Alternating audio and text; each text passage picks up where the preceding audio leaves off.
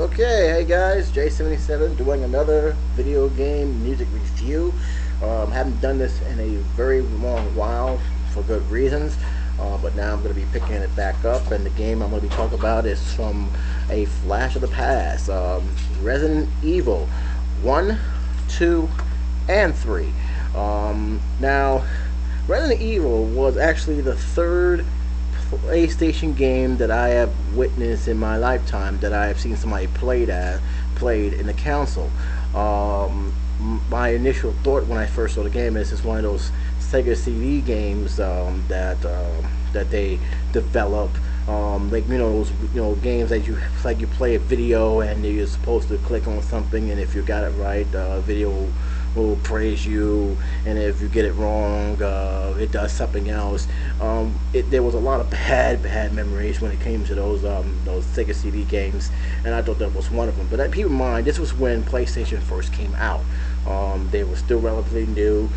There were some games that had the memory card, and there were some games that you just have to do the password, which to me, if you have the memory card, makes no sense. But there were actual games like that. Gex was like that at one point. It had both memory card and the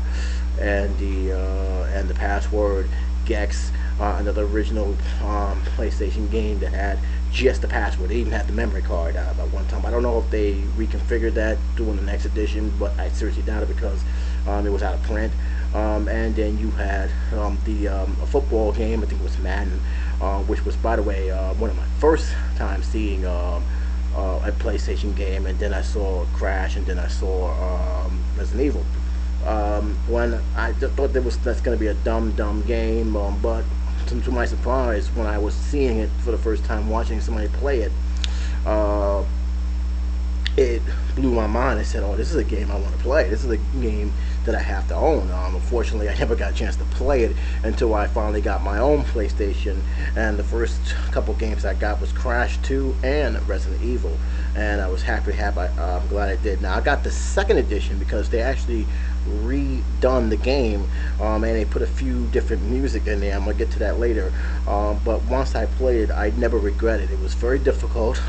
I love the puzzles, and I love the story. Apparently a bunch of police officers from Raccoon's police department was trying to look for the first team who was established into this isolated mansion, and they was investigating some reports of murders that was happening. The victim was pretty much eaten. Who is reporting this? Where is these reports coming from? They never really explained. But we saw the movie video version, which, by the way, they took that off doing Nintendo GameCube era and rebooted. But in this one, it was a live movie caption, and you see they found a hand of one of their fallens, and then they got chased by some dogs, and you hear the dog mowing down one of their own, and they actually ran to the mansion, and so the game begins.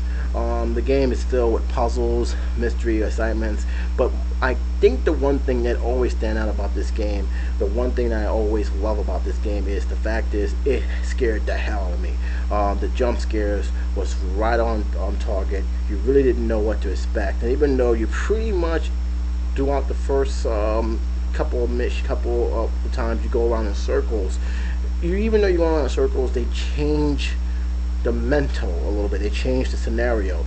So yeah, you're going in circles, but you're facing new dangers. I mean, there was a hallway where you had these creatures jumping out the window, and then when you go back to that same hallway, now you have spiders jumping out of nowhere, and they always do it in such a timely fashion where it scares you, and that was always great. The difficulty level, definitely something to talk about, and this is one of the beauties of it. You really cannot over abuse your armory. If you abuse your weapons, you can find yourself in big trouble. Basically, you have to learn how to reserve your health, your weapons, your guns. You have to pretty much know how to think ahead of the game in terms of puzzle solving. You gotta also know exactly what you need to do. You also have to also read the hints that they're trying to give you, because they do give you a lot of hints. But if you hit wrong, you're dead. If you do something wrong, no matter what you do, you're dead because you did it wrong before you reach the next room. And every room has a puzzle, at least one puzzle where you have to basically take the time and solve it, especially the diaries. You want to read up the diaries. I pretty much learned to read pretty good just by reading the diaries alone. And the diaries hold lots of clues. The diary holds lots of keys, especially pictures that you may need doing your quest to survive this big giant mansion. Of course, Umbrella was revealed pretty much late. You pretty much got the main cast. You got Jill Valentine, Wesker, Chris. You have the bad guy, which name somehow escapes me, but pretty much was in that awful movie. That's probably why. And each one had their different roles. You have the so many different endings. You got the sad ending where Jill is the lone survivor. You have the good ending where Jill, Chris, and Wesker, all the lone survivor, all the survivors, and it ends pretty well like that with the house, with the mansion exploding and stuff.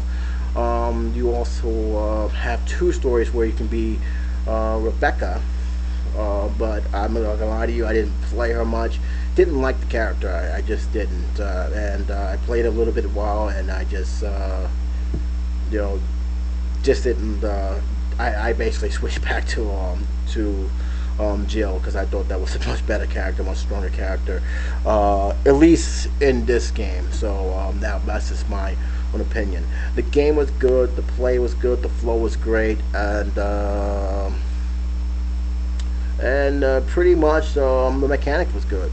The only thing I think I have a problem with this game was the fact is the story dialogue. The dialogue itself was cheesy. I'm not even gonna deny it. It was the worst dialogue I've heard. But keep in mind, it was still relatively new. This was still something that actually improved in time.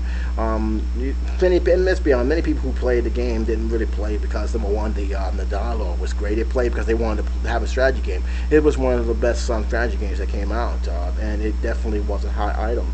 It was a hot seller. A lot of people bought this game. It made the greatest hit list, which prompted them to make a special edition, which changed the music. The game is definitely, if I have to give it a number, I'll give it 8 out of 10, and I also give it a seal of approval. If you guys can catch it, if you guys have a PlayStation game, you should guys check it out. It's actually fun, it's entertaining, and it's definitely worth playing. It's still one of those games that I consider that will never grow old. That's how great that game is. Now let's get on to the music of Resident Evil. The first game, as a game, it definitely holds its own. It definitely has the music has its own style. It's definitely eerie, but not to the point where it's distracting. It definitely works with the situation that goes on. I also can say that when the music is not on, there's a very good chance something may or may not happen in that particular area. One of the memorable music, is kind of surprising to me, is the save. And the save. When you go to a room, when you see a typewriter, there's a certain music to it. It's changed one time. I think there was a reason for that. I don't know why they changed that music, but they actually gave it a pretty much a more like it's kind of like a carousel sound to it. But that was one of the most memorable ones. I actually liked it. The music that has the hallway theme. It really played well with that, and you also have the timer when you need to get out of the house before things exploded. That was always good because it always keeps the suspense up in orange with that. Now the question is, would I have owned this? I haven't owned it.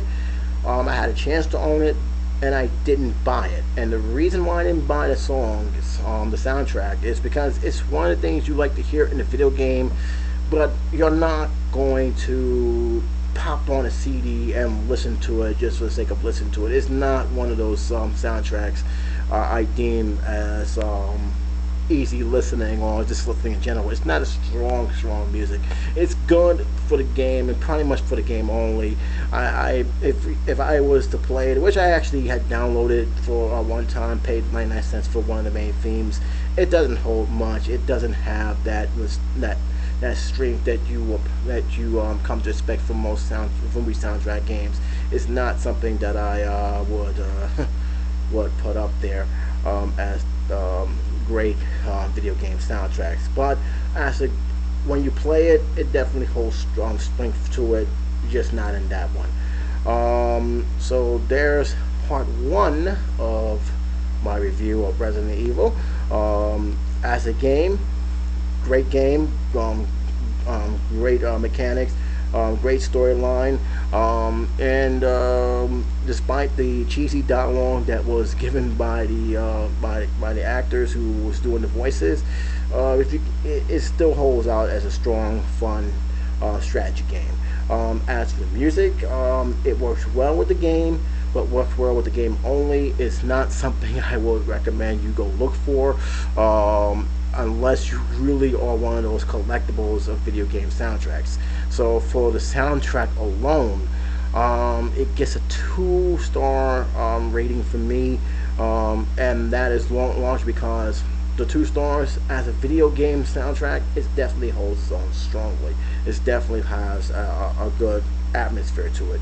But again, that's all it is for. It's just basically for video game play, not for listening.